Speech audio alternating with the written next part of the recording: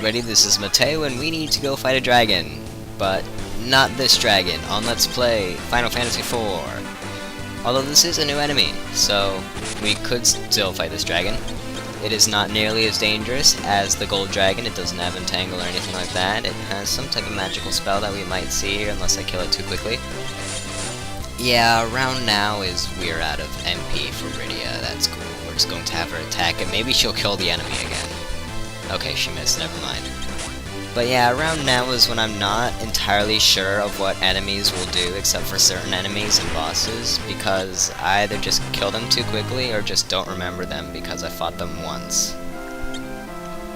And normally when I play this game, I usually stop around the Elf Cave, the Magnet Stone Cavern, or whatever it's called. The place where you can't use your equipment, just because I hate that part of the game. So I know a lot more of the beginning. I've played through that a lot more than I have this part of the game, but I'm still going to make it through because it's a Let's Play. Either way, coming up we have our third... No, we don't. Well, the third Bahamut fight is somewhere around there, I believe. Or it might be somewhere else, but I cut that one out. And now we're going to go face the boss, but first there are some kids here, I guess. How do they make it past the Bahamut? Or the Behemoths? They sound so close together. Why am I confusing them? Bahamut, Behemoth. Two completely different things, although sounding very similar. So now we just have some healing things. Now, what are you two doing here? Why does the guy have pink hair? Oh well. I want the summon. Okay, thanks. And this guy has a pink robe. And he is the god of summons, so Leviathan might be the king of summons, but Bahamut is the freaking god. Now, you might have noticed that countdown right there. 5, 4, whatever. You basically want to cast Reflect on as many people as you can while that counter is going down. Unfortunately, Rosa is the only one that can cast Reflect, so we're going to have Rosa do that. Cecil doesn't have access to Reflect, ever. So we basically have all of his white spells. Yeah, it's not that great. He's only helpful for Teleport and sometimes Asuna. But whatever, we're just going to beat up on him as much as we can for now. And now, we could get 1, maybe 2 Reflects off, so we want to get one on Rydia just because she's our highest damage dealer at this point in the game, with Leviathan and everything. And yeah, we might be able to get one on Rosa, and if we can get one on Rosa, then we could have her cast full life on everybody, but until then, just keep killing this guy. Oh wait, he's already at the 1, so it looks like everybody's dead except Rydia. Let's see how this goes in a second. First off, Tsunami! That's a lot of fish! And yeah, now he attacks with Mega Flare, and that kills everybody, basically, unless you're really high leveled. And it did some damage to him because it was reflected by Rydia. And that Mega Flare is basically the only attack that he does. So let's see if I can get life on everybody. No. Darn it. Okay, forget this. I'm just going to keep doing Leviathan, or maybe give it one more try. I don't know yet. Yeah, let's just Leviathan. He's almost dead anyways.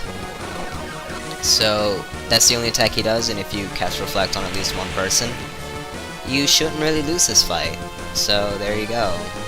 Maybe he'll kill himself. Mega Flare, reflected, and you burned yourself. Did he kill himself? No, that's disappointing. Oh well. And then he just continues with the countdown again.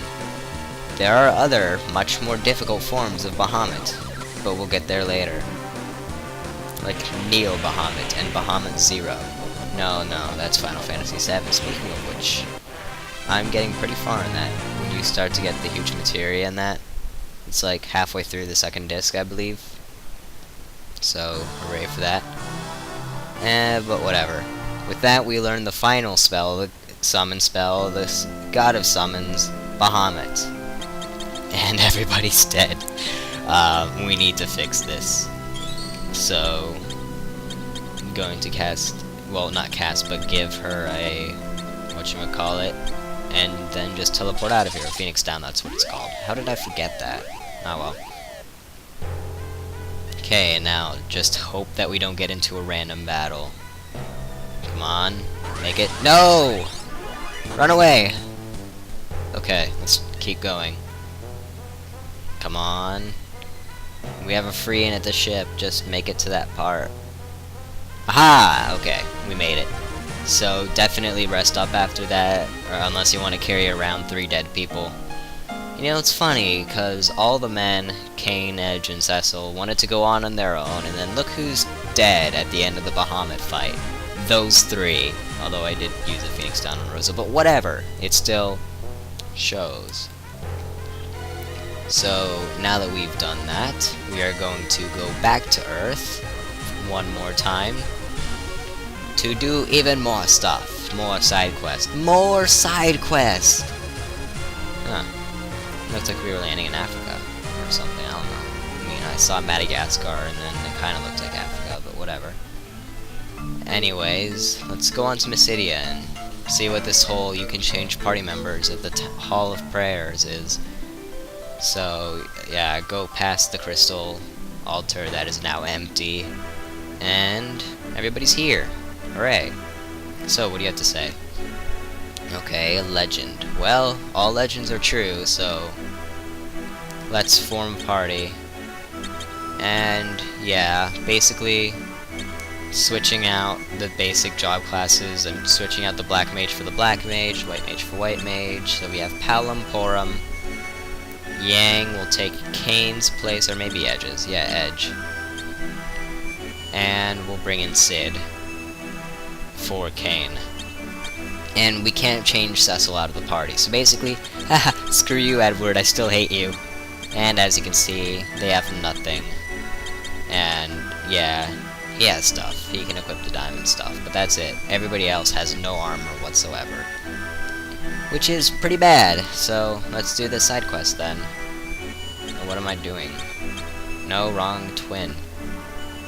Seriously, what am I doing? Oh, that's right. I'm trying to get as much armor from these guys as I can to give to my other party members. So maybe it'll work, I don't know. At least I finally have Radiant and Edge in the right place. Not Radiant and Edge, Rosa and Edge. Why do I keep getting my party members mixed up? I don't know. Okay, so just remove everything, try to get everybody as much armor as they can, keep everything on Cecil because he's staying. We don't need a gold hairpin on her. We just took her best friend. Diamonds. Okay, whatever. So, removing stuff still, okay, there we go. And now bring everybody back into my party and try to see what we can put on the people. I think they should be able to equip at least half the armor that I took off of everybody. But we'll see. And yeah, everybody but Edward. Because it's Edward. Edward doesn't become all too powerful until like level 70. And that isn't for a very long time. At least Yang can fight with his bare hands, he's meant to. The twins cast magic, so they don't necessarily need weapons, although the stabs would help him out. And he has no hammer, so just going to give him the Genji stuff until we can get him a weapon, and oh, stuff's going on. Okay, at least she didn't walk past, like straight through everybody like that other person, like the other white mage here. Okay, so Mount Ordeals is covered in a dark cloud. Everybody turns one by one. Okay, so looks like we have to go explore that dark cloud maybe? Is that our side quest? Okay. Old legend, and that means that legend is true. So I am up to the challenge. That may or may not exist, but definitely does exist. So let's head over to the Mount Ordeals. We can just take the airship over there, so that'll make it easy. The music here is so weird. It even has the whoop-whoop thing. Yeah, so everybody is level 50 something, and they have all the pretty much all the spells and stuff that they need. He has meteor flares, that's nice. And so that pretty much means that they have all the spells. And yeah, it's like Final Fantasy VII. The people that aren't in your party level up as well as you fight stuff, so that's pretty awesome. Or they might just be set at that level for that point in the game, I really don't know, because I don't run from stuff, I just fight it all. But whatever. Either way, yeah, see, Mount Ordeal's kind of gloomy and different. Either way, let's see here. There's stuff going on. Okay. Single tiles of lightning, so scary. And now there's a second doorway. So let's go check that out. I think that might be our side quest, our side dungeon. Welcome to the Cave of Trials. And Cecil is an excitedly confused protagonist. Yeah. But Cave of Trials. This cave was added in to the Advance and apparently PSP version of this game. I have yet to get this far in the PSP version. Where am I in that version? I just beat Cagnazzo, I believe. Yes. I basically got the thing to go get the Earth Crystal, and as you know, I hate that part of the game, so I kind of put it down and continued with Final Fantasy VII and other games. So anyways, this is a dungeon that I've never been in before, so this is basically blind. There are a couple new enemies here, although they aren't till later, and basically this place is to get a whole bunch of much better equipment for your other party members, for the other new dungeon in this version of the game. That comes up much later. So, yeah. Basically it's a setup dungeon. And it allows you to use all your other characters that were supposedly dead, but whatever. And we're going to do so. Huh, there's a treasure chest there, but I can't reach it because Cecil can't jump over rocks. Seriously, like, why can't he? Oh, hello. Secret passage. And we get a cat hood. Basically, all the good equipment is behind the walls in secret passages. So either way, the cat hood is equipable by Borum. And yeah, so that's our first piece of equipment. And there's only equipment for your other party members, not your original guys that you'd be fighting Zemus with right now. But what about Zemus? I mean, forget him. It's not like he's going to destroy the world or anything. Golbez and Fasoya have it under control, I guess. At least it actually makes some sort of sense. I mean, it's not like, I'm Zemus, I'm just going to take a 20-hour long coffee break as you guys do a side quest. No, we actually have Golbez and Fasoya keeping him busy somewhat. At least we have that. Either way, check all the walls for secret passages, especially the ones that look pretty obvious. For instance, we can get the funny mask. Now, who's going to wear this funny mask? It's hilarious. Yang? Really? He has the funny mask? Seriously, just imagine a guy just jump into battle with his fist and he's like, I'm ready! And he's got this stupid mask on. But, whatever. Anyways, this is a 7 or so floor dungeon, so we're already halfway there. And there are weapons at the very end with mini-boss fights, and once we need to come in here with Edward, I'll just cut to there. Red cap, I believe that's for Edward. Magic. Okay. Curing everybody, because we need it. Okay, that should be good enough. And I'm not gonna organize the twins' magic, because that just takes too long, and I'm not really going to use the twins all too much, but whatever. Okay, Black Cowl. Okay, but who equipped that thing that I just got? The red cap. Nobody can, okay. So that is an Edward accessory, or hat, whatever. Edward has to accessorize. Oh, still not doing Edward any justice.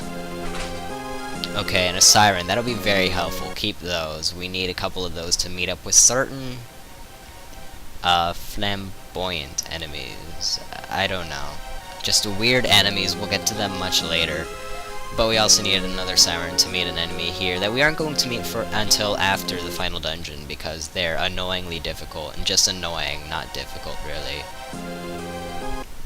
But we'll get to that when we get to that. Anyways, if I could find the door, that would be great. That's the door that we came from, I believe. Or not. B3. Yes it is. No it isn't. See? Okay, yes, it definitely is, because I grabbed that treasure chest.